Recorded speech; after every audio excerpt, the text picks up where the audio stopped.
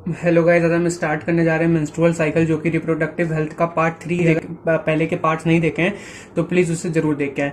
ठीक है, तो चलिए स्टार्ट करते हैं। मेंस्ट्रुअल साइकिल, तो मेंस्ट्रुअल साइकिल को हम ओवेरियन साइकिल भी कहते हैं। ये कहाँ कहाँ होता है? ह्यूमन फीमेल्स में और एप्स फीमेल में होता है। ठीक है, this cycle represent the change in female reproductive system. Change required to female will able to receive the sperm.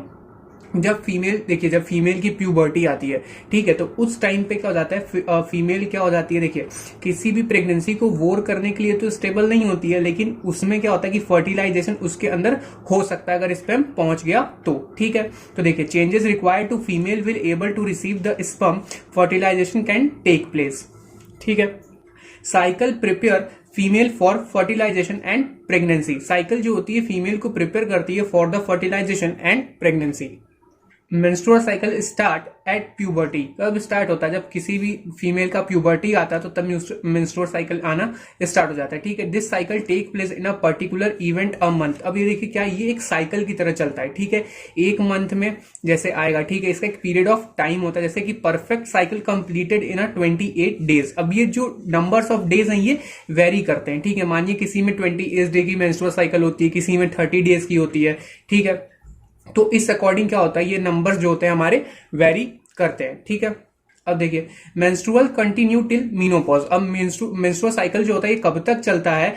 Menopause तक। अब मीनोपॉज क्या होता है? मीनोपॉज वो होती है जब मेंस्ट्रुअल साइकिल कंप्लीटली बंद हो जाती है किसी भी फीमेल के अंदर। अब ये कब बंद हो सकती है? At the age of 48 to 52 years old. ठीक है, this cycle remain suspended during pregnancy. देखिए, मेंस्ट्रुअल साइकिल कब नहीं होती? मेंस्ट्रुअल साइकिल जो होती है जब प्रेगनेंसी होती है, तो उस अकॉर्डिंग, मतलब प्रेगनेंसी का पीरियड है, तो जो प्रेगनेंसी का पीरियड होता है हमारा वो अप टू 9th मंथ होता है, तो उस 9th मंथ के बीच में कोई भी मेंस्ट्रुअल साइकिल नहीं होती है। ठीक है, no cycle occur for 9th month because embryo is already developed. ठीक है, इट में सस्पेंडेड ड्यूरिंग लैक्टेशन पीरियड। अब देखिए, जब हमारा जब जेस्टेशन पीरियड होता है, जेस्टेशन पीरियड के टाइम से जो हमारे मेमरी ग्लैंड्स होते हैं वो क्या हो जाते हैं? एक्टिव हो जाते हैं। तो उस लैक्टेशन पीरियड के ड्यूरिंग भी हमारा क्या होता है? मेंस्ट्रुअल साइकिल नहीं होता है। ठीक है, अब मेनोपॉज के ड्यूरिंग क्या क्या चीजें बदलती हैं? देखिए, जब हमारा मेनोपॉज आता है तो मेनोपॉज पे क्या होता है? Oestrogen level decrease. एस्ट्रोजन का जो लेवल होता है वो बहुत ज्यादा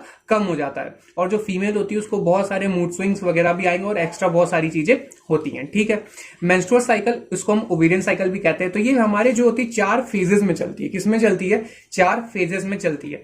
ठीक है, तो पहला फेज है हमारा मेंस्ट्रुअल ब्लीडिंग, या फिर इसको वेजाइनल ब्लीडिंग भी कहा जाता है। फिर दूसरा फेज है हमारा प्रोलिफरेटिव फेज। ठीक है, प्रोलिफरेटिव फेज का मतलब फॉलिकुलर फेज भी कहते हैं हम उसको। ठीक है, फिर थर्ड है हमारा ओव्यूलेशन या फिर ओव्यूलेटरी फेज, और चौथा है हमारा ल्यूटियल फेज या फिर सिक्रेटरी फेज। ठीक है, तो देखिए, जो हमारा मेंस्ट्रुअल फेज होता है वो 4 से 5 दिन का होता है, या फिर 3 से 5 दिन का होता है। ठीक है, और जो हमारा फॉलिकुलर फेज होता है वो हमारा 10 से 12 दिन का होता है। ठीक है, 10 to 12 डेज। और जो हमारा ओव्यूलेशन पीरियड होता है वो हमारा कब होता है? 14th डे होता है। ठीक है, 10 to 14 डे या फिर 14 to 17 डे हमारी क्या हो सकती है?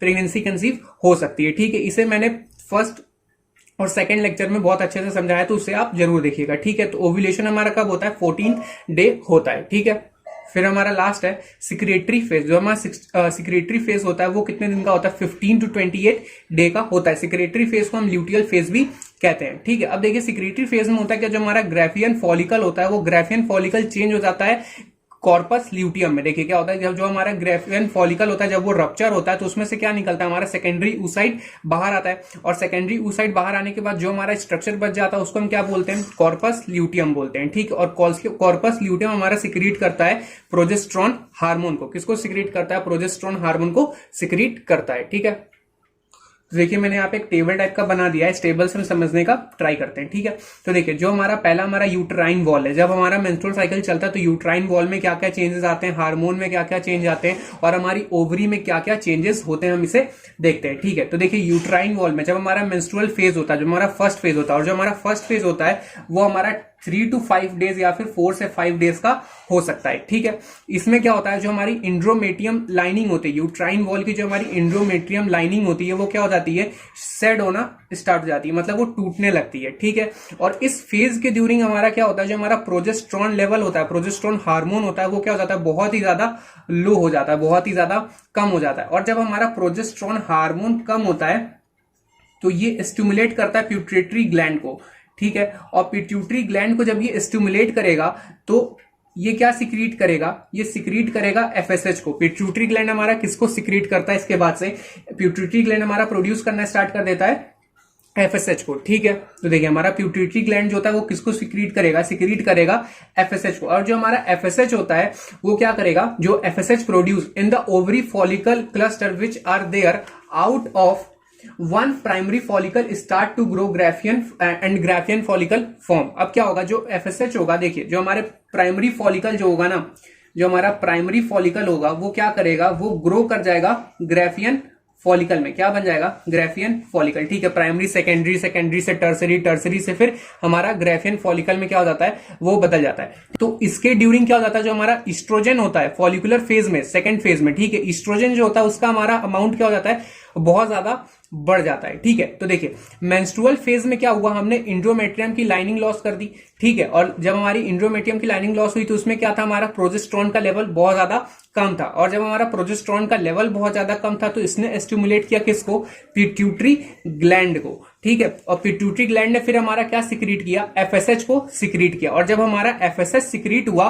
तो इसने किस पे हुआ किया, प्राइमरी फॉलिकल। और प्राइमरी फॉलिकल ग्रो हो गया किसमें, ग्राफियन फॉलिकल में। और जब हमारा ग्राफियन फॉलिकल ग्रो हुआ तो हमारा एस्ट्रोजन का लेवल क्या हो गया, हाई हो गया। देखिए जो रेड लाइन है हमारा एस्ट्रोजन के लेवल को बता रही है, तो ये एस्ट्रोजन का लेवल क्या हो गया, यहाँ पे हाई हो गया, ठीक है। और जब हमारा एस्ट्रोजन का लेवल हाई होता है तो क्या होता है, इंड्रोमेट्रियम जो होती है अपने आप को रिपेयर करना स्टार्ट कर देती है। क्या करती है, इंड्रोमेट्रियम हमारा रिपेयर करना खुद को स्टार्ट कर देती है, ठीक है।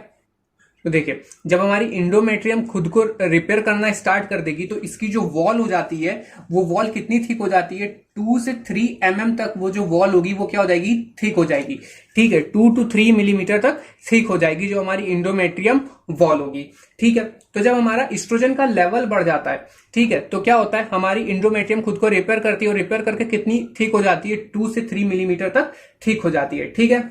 अब देखिए जो हमारा एफएसएच होगा अब उसका सिक्रीशन हुआ तो हमारा किसका लेवल बढ़ गया, एस्ट्रोजन का लेवल बढ़ गया, ठीक है। अब जब एस्ट्रोजन का लेवल बढ़ गया है फिर से सिग्नल आएगा किसको, पिट्यूटरी ग्लैंड को, कि एफएसएच के सिक्रीशन को क्या कर दो, कम कर दो, क्योंकि एस्ट्रोजन का जो लेवल है वो क्या हो गया, बहुत ज्यादा बढ़ गया, ठीक है। तो ये फिर क्या होगा, पिट्यूटरी इसको एस्ट्रोजन का लेवल जब बढ़ेगा तो हमारा पिट्यूटरी ग्लैंड फिर से स्टिमुलेट होगा। और स्टिमुलेट होने के बाद अब ये किसका सिक्रीशन करेगा, अब ये सिक्रीशन करेगा हमारा एलएच का, ल्यूटेनाइजिंग हार्मोन का सिक्रीशन करेगा, ठीक है। और फिर हम किस में आ जाएंगे, ओव्यूलेटरी फेज में आ जाएंगे, ठीक है। तो देखिए क्या हुआ, जब हमारा प्रोजेस्टेरोन का लेवल मेंस्ट्रुअल फेज में जब हमारा प्रोजेस्टेरोन का लेवल बहुत ज्यादा कम था तो उस समय हमारा जो पिट्यूटरी ग्लैंड था स्टिमुलेट हुआ और एफएसएच का सिक्रीशन किया। और एफएसएच का सिक्रीशन करने के बाद वहां पे एस्ट्रोजन का लेवल हमारा फॉलिकुलर फेज में क्या हो जाता है, बढ़ जाता है, ठीक है। और इंड्रोमेट्रियम हमारी क्या करती है, खुद को रिपेयर करती है। और फिर जब एस्ट्रोजन का लेवल बढ़ता है फिर से हमारे पिट्यूटरी ग्लैंड को सिग्नल आता है और फिर क्या करती है, हमारा जो पिट्यूटरी ग्लैंड होता है एफएसएच के लेवल को कम करता है और एलएच के लेवल को क्या कर देता है, बढ़ा देता है। और फिर हम किस में आ जाते हैं, ओव्यूलेटरी फेज में आ जाते हैं, ठीक है। अच्छा देखिए जो एफएसएच का लेवल जो होता है वो कम इसलिए हो जाता है क्योंकि जो सेकेंडरी ऊसाइट होता है वो हमारा बन चुका होता है। क्या बन चुका होता है, हमारा सेकेंडरी ऊसाइट जो होता है हमारा वो बन जाता है, ठीक है। सेकेंडरी ऊसाइट बनने की वजह से जो हमारा एफएसएच का लेवल है वो कम हो जाता है, क्योंकि हमारे पास क्या होता है, एक एम्ब्रियो बन जाता है। मतलब जो हमारा एम्ब्रियो होता है, secondary oocyte has developed and goes to change into egg, ठीक है। तो इस वजह से कोई भी नई डेवलपमेंट नहीं होती है, क्योंकि फीमेल बॉडी ओनली वोर 1 एम्ब्रियो, ठीक है। अब देखिए जो हमारा एलएच होगा, ठीक है, pituitary gland release LH, pituitary gland ने क्या रिलीज किया, एफएसएच के लेवल को कम किया और एलएच को, ल्यूटेनाइजिंग हार्मोन के लेवल को उसने क्या कर दिया, बढ़ा दिया, ठीक है। और जो हमारा एलएच होगा, ल्यूटेनाइजिंग हार्मोन, यही क्या कराएगा, ओव्यूलेशन के लिए रिस्पॉन्सिबल होगा। LH hormone is responsible for ovulation, तो एलएच क्या कराता है, ओव्यूलेशन कराता है, ठीक है। और इस एलएच का लेवल हाई होता है, इसको हम बोलते हैं एलएच सर्ज, ठीक है। The higher concentration of the LH is known as LH surge, ठीक है। देखिए जो हमारा एलएच होता है वो क्या करता है, ओव्यूलेशन कराता है, ठीक है। और एलएच का अमाउंट हमारा हाई होता है जिसको हम बोलते हैं एलएच सर्ज, ठीक है। अब हम आते हैं ल्यूटियल फेज में। अब ल्यूटियल फेज में भी हमें क्या चाहिए, एलएच चाहिए, ठीक है। We need LH again, we require the LH again. फिर हमारा पिट्यूटरी ग्लैंड क्या करेगा, एलएच को प्रोड्यूस करेगा, ठीक है, मतलब सिक्रीट करेगा। फिर इस समय क्या होता है, देखिए हमारा एलएच के बाद से हमारा ग्राफियन फॉलिकल बना, ग्राफियन फॉलिकल से क्या बन जाता है हमारा, देखिए सबसे पहले हमारा ग्राफियन फॉलिकल बना, ग्राफियन फॉलिकल से हमने सेकेंडरी oocyte लिया और सेकेंडरी oocyte हमारा क्या हो जाता है, एग में चेंज हो जाता है। एग में चेंज होने की वजह से हमारा जो एफएसएच का लेवल होता है वो क्या हो जाता है, कम हो जाता है, और फिर हमारा एलएच निकलता है जो हमारा क्या कराता है, ओव्यूलेशन कराता है। तब तक हमारा जो कॉर्पस ल्यूटियम होता है वो क्या हो जाता है, फॉर्म हो जाता है। क्या होता है, कॉर्पस ल्यूटियम जो होता है हमारा वो बन चुका होता है, ठीक है। और कॉर्पस ल्यूटियम हमारा क्या कराता है, हमने अभी पीछे पढ़ा था, वो प्रोजेस्टेरॉन के लेवल को क्या कर देता है, हाई कर देता है, ठीक है। किसके लेवल को हाई कर देगा, प्रोजेस्टेरॉन के लेवल को हाई कर देगा, ठीक है। एलएच निकला हमारा पिट्यूटरी ग्लैंड से, और पिट्यूटरी ग्लैंड से एलएच निकलने के बाद ओव्यूलेशन हुआ, ओव्यूलेशन होने की वजह से हमारा क्या हो जाता है, ओव्यूलेशन जब होगा तो हमारा कॉर्पस ल्यूटियम फॉर्म होगा, कॉर्पस ल्यूटियम फॉर्म होगा तो हमारा प्रोजेस्टेरॉन का लेवल क्या हो जाएगा, हाई हो जाएगा, ठीक है। और जब यहाँ पे प्रोजेस्टेरॉन का लेवल हाई हो गया तो जो हमारी इंडोमेट्रियम की थिकनेस हो जाएगी फिर से बढ़ेगी, और पहले जो हमारी इंडोमेट्रियम की थिकनेस जो फॉलिकुलर फेज में थी 2 से 3 mm, अब वो ल्यूटियल फेज में हो जाएगी 5 mm तक, ठीक है। वो ल्यूटियल फेज में कितनी हो जाएगी, 5 mm तक हो जाएगी, ठीक है। अगर देखिए जो हमारा कॉर्पस ल्यूटियम बना है, ठीक है, जो हमारा कॉर्पस ल्यूटियम बना है अगर वो वैसे ही रहता है, अगर फर्टिलाइजेशन हो जाता है तो हमारा कॉर्पस ल्यूटियम वैसे ही रहेगा। If corpus luteum remain it means fertilization take place, ठीक है। और अगर कॉर्पस ल्यूटियम वैसे ही रहेगा तो हमारा प्रोजेस्टेरॉन का लेवल क्या रहेगा, इंक्रीज ही रहेगा, ठीक है। और अगर फर्टिलाइजेशन नहीं होता है तो हमारा कॉर्पस ल्यूटियम किसमें चेंज हो जाता है, कॉर्पस एल्बिकन्स में, ठीक है। और फिर हमारा कॉर्पस एल्बिकन्स क्या हो जाता है, स्टार्ट हो जाता है डिजेनरेट करना और प्रोजेस्टेरॉन का लेवल कम हो जाता है, ठीक है। तो देखिए मेंस्ट्रुअल फेज में हमारा जो प्रोजेस्टेरॉन का लेवल था वो क्या था, कम था। फिर फॉलिकुलर फेज में, फिर ओव्यूलेटरी फेज में, और फिर ल्यूटियल फेज में जब हमारा कॉर्पस ल्यूटियम बना तो कॉर्पस ल्यूटियम के बनने की वजह से क्या हो जाता है, हमारा प्रोजेस्टेरॉन का लेवल क्या हो जाता है, हाई हो जाता है, ठीक है। और ये प्रोजेस्टेरॉन का लेवल तब तक हाई रहेगा, ठीक है। देखिए ये प्रोजेस्टेरॉन का लेवल हाई रहेगा जब तक कॉर्पस ल्यूटियम रहेगा, और अगर कॉर्पस ल्यूटियम अगर फर्टिलाइजेशन हो जाता है और तो कॉर्पस ल्यूटियम हमारा क्या रहेगा, वैसे ही रहेगा, रिमेन हो जाए मतलब बचा रहेगा, ठीक है। तो हमारा प्रोजेस्टेरॉन का लेवल भी हाई रहेगा। और अगर फर्टिलाइजेशन नहीं होता है तो कॉर्पस ल्यूटियम हमारा क्या हो जाता है, डीजेनरेट हो जाता है, और फिर से हमारा प्रोजेस्टेरॉन का लेवल क्या हो जाएगा, कम हो जाएगा, ठीक है। तो देखिए जो हमने अभी डायग्राम में पढ़ा उसके मैंने नोट्स बना दिए, तो एक बार इसको हम पढ़ लेते हैं, ठीक है। Low level of progesterone stimulate pituitary gland for FSH, ठीक है। FSH produced by pituitary gland in the ovary follicle cluster which are there out of one primary follicle start to grow graafian follicle. देखिए जैसे हमारा ये primary follicle है, ठीक है, अब ये प्राइमरी फॉलिकल बदल जाएगा किसमें, ग्राफियन फॉलिकल में बन जाएगा, primary secondary tertiary then graafian follicle, ठीक है। Growing follicle are produce estrogen, अभी हम पढ़ के आ रहे थे कि जब हमारा प्राइमरी फॉलिकल ग्राफियन फॉलिकल में बदल जाता है तो जो ग्रोइंग फॉलिकल्स होते हैं वो किसका प्रोडक्शन करते हैं, एस्ट्रोजन का प्रोडक्शन करते हैं। तो जब एस्ट्रोजन का हमारा प्रोडक्शन, जब एस्ट्रोजन हमारा बढ़ जाता है तो उसमें क्या होता है, हमारा एंडोमेट्रियम खुद को हील करता है और 2 से 3 mm तक क्या हो जाता है, थिक हो जाता है, ठीक है। और फिर उसके बाद से because of oestrogen endometrium lining repair it is about 2 to 3 mm of thick, और इसको हम क्या बोलते हैं, फॉलिकुलर फेज के नाम से जानते हैं, ठीक है। अब देखिए high level of estrogen stimulate pituitary gland to decrease the secretion of FSH। देखिए जो हमारा एस्ट्रोजन का लेवल जो हाई हुआ रहता है वो स्टिमुलेट करता है पिट्यूटरी ग्लैंड को to decrease the secretion of FSH, ठीक है। Increase the secretion of LH, और किसके सिक्रीशन को बढ़ाने के लिए, और किसके सिक्रीशन को बढ़ाता है, LH के सिक्रीशन को बढ़ा देता है। देखिए FSH के सिक्रीशन को कम करेगा और LH के सिक्रीशन को बढ़ा देगा, और जो LH का सिक्रीशन जो बढ़ेगा वो किसमें हेल्प करता है, ओव्यूलेशन में हेल्प करता है, ठीक है।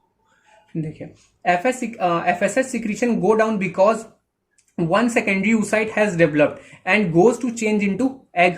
No new development is take place. Female body wore one embryo, ठीक है। कोई भी नया डेवलपमेंट नहीं होता अगर एक एग बन जाता है तो, ठीक है।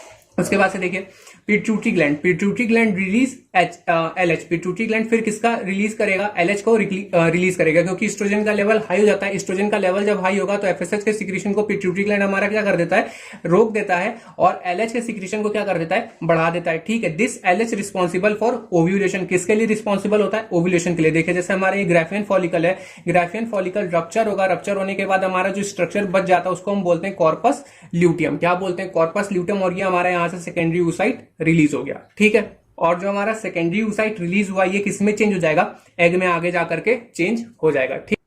देखिए जो हमारा सेकेंडरी oocyte जो था वो एग में चेंज हो गया, लेकिन जो रिमेनिंग स्ट्रक्चर था उसको हमने बोल दिया कॉर्पस ल्यूटियम, ठीक है। अब देखिए जो कॉर्पस ल्यूटियम था ये क्या करेगा, अब ये रहेगा तो प्रोजेस्टेरॉन का लेवल क्या हो जाएगा हमारा, हाई हो जाएगा। ठीक है, तो अब हम आते हैं सिक्रीटरी फेज में।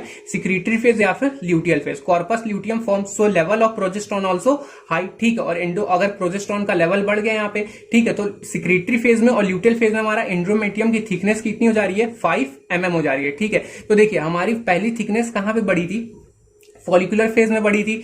ठीक है, और फिर हमारी थिकनेस कहां पे बढ़ रही है, सिक्रेटरी फेज में बढ़ रही है। ठीक है, फॉलिकुलर फेज में हमारी एंडोमेट्रियम की थिकनेस हो गई थी 2 to 3 mm और सिक्रेटरी फेज में हमारी एंडोमेट्रियम की थिकनेस हो जा रही है 5 mm तक। ठीक है, फिर उसके बाद से कॉर्पस ल्यूटियम इफ रिमेन्स, तो इसका मतलब है फर्टिलाइजेशन हो गया है। ठीक है, और अगर कॉर्पस ल्यूटियम हमारा रहता है तो हमारा प्रोजेस्टेरॉन का लेवल क्या रहेगा, हाई रहेगा।